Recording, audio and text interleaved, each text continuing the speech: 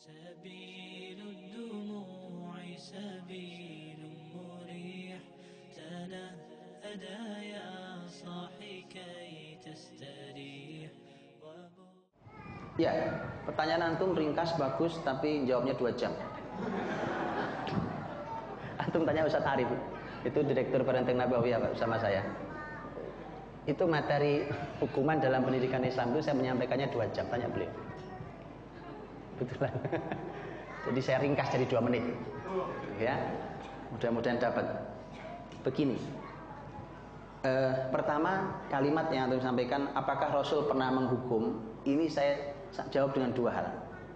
Pertama, saya ingin mengoreksi pertanyaan ini karena pertanyaan ini selalu ditanamkan sebagai racun untuk merusak konsep punishment dalam pendidikan Islam. Oleh para trainer ini ditanamkan sebagai racun karena begitu membahas tentang umpamanya menghukum sampai memukul dalam pendidikan Islam, kemudian oleh para trainer pendidikan, oleh para ahli pendidikan hari ini dikatakan, tapi Rasul kan nggak pernah mukul, Rasul kan tidak pernah nyambuk, dan seterusnya. Antum lihat, ini kalimat racun. Dia tidak sadar, mereka ini tidak sadar bahwa mereka menghina Nabi. Kenapa menghina Nabi? Lihat Pak, saya saja, orang yang bukan siapa-siapa ini, kalau saya mengeluarkan kalimat, saya mencoba komitmen dengan kalimat yang saya keluarkan. Ini Rasul keluarkan kalimat loh. Sekarang Anda katakan itu, seakan Anda ingin katakan bahwa Nabi tidak sama antara ucapan dan perbuatan. Itu penghinaan luar biasa pada Nabi kita SAW. Nabi orang paling komitmen terhadap kalimatnya. Sangat komitmen terhadap kalimatnya. Adapun kenapa Nabi tidak pernah mukul? Memang anak-anak tidak layak dipukul. Wah, anak soleh-soleh kok dipukul? Anak soleh dipukul. Loh, kalau anak hari ini, nah itu Pak, mungkin ada yang layak dipukul. Dan jangan salah, bahwa hukuman bukan cuma mukul. Makanya saya juga tuliskan, silakan dibaca, Setangkai Anggur untuk Pendidikan. Kisah Setangkai Anggur untuk Pendidikan saya tulis. Saya tulis dan antum bisa baca kisah Setangkai Anggur itu 2 sahabat, kisahnya dua-duanya adalah anggur dan dua-duanya dijewer Nabi. Jewer punishment. Sampai Nabi mengeluarkan kalimat, "Hei, anak yang gak amanah," sambil dijewer. Itu kalau di dunia hari ini itu dianggap teror psikologi. Teror psikologis. Dianggap begitu. Atau melihat, tapi ini Rasul, hasilnya luar biasa. Silahkan baca, salah satu sahabat dijewer adalah Nu'man bin Bashir. Sahabat Nu'man bin Bashir yang meriwayatkan hadis innal halala bayyin wal harama bayyin wa bainahuma umurun mustabihat dan seterusnya. Yang halal jelas, yang haram jelas, di antara keduanya ada yang syubhat dan seterusnya. Sahabat Nu'man bin Bashir radhiyallahu anhu itu pernah dijewer Nabi waktu kecil. Begitu, ya. Nah, yang kemudian yang kedua, tadi Mas ini jadi racun, Pak. Yang kedua bahwa apakah Nabi pernah melakukan punishment? Iya, tadi bukti ya, Nabi pernah jewer. Nabi pernah memaksa, dan ini sering saya sampaikan, Nabi pernah memaksa untuk mengeluarkan korma dengan paksa, dengan jari beliau yang dipaksa dimasukkan ke mulut cucunya yaitu Hasan. Karena korma yang dimakan adalah korma sedekah. Dan Nabi katakan, apa kau tidak tahu nak wah Hasan, bahwa kita ini keluarga yang tidak boleh makan harta sedekah. Karena Nabi dan keturunannya tidak boleh makan harta sedekah. Dikeluarkan paksa itu buat anak.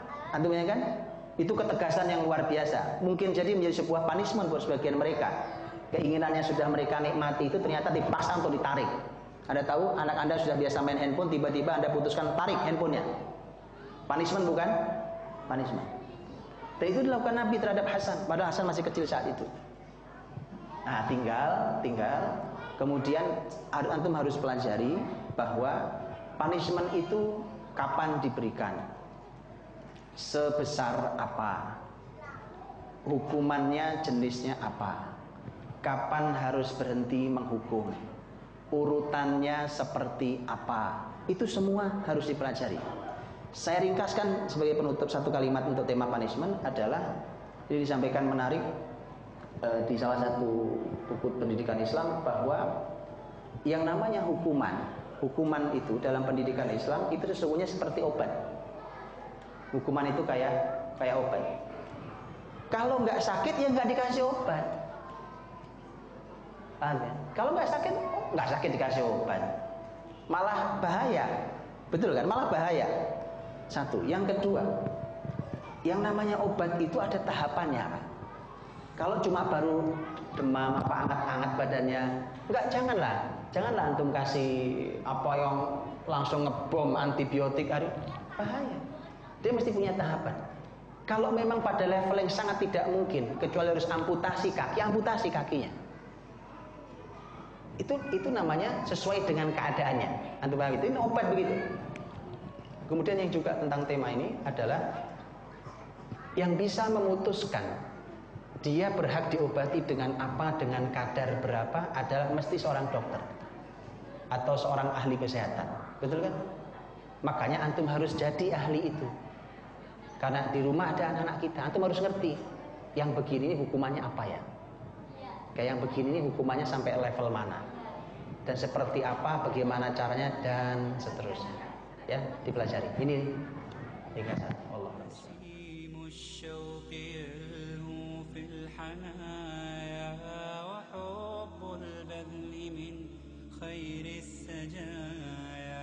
تجمل بالعطاء